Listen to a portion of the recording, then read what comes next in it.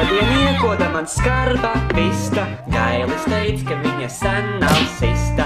Pieliku tējai gardu mediņu, brālis pārvērtās par Betmenu.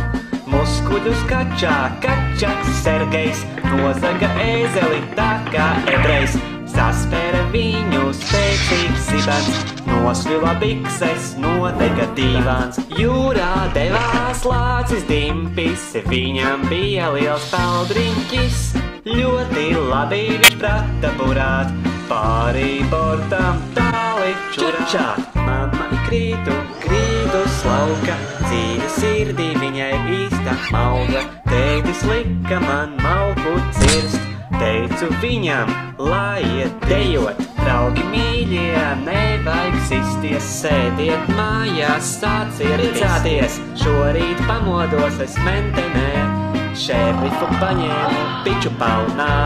Šovakar mēs esam skauti, katlā vārās bebra tauki.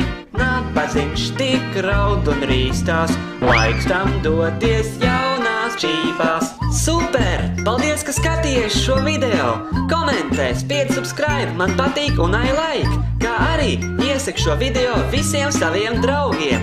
Vai arī pamodīsies tu slimnīcā, reanimācijas palātā? Paņemšu tevi es anālā, līķi iemetīšu kanālā.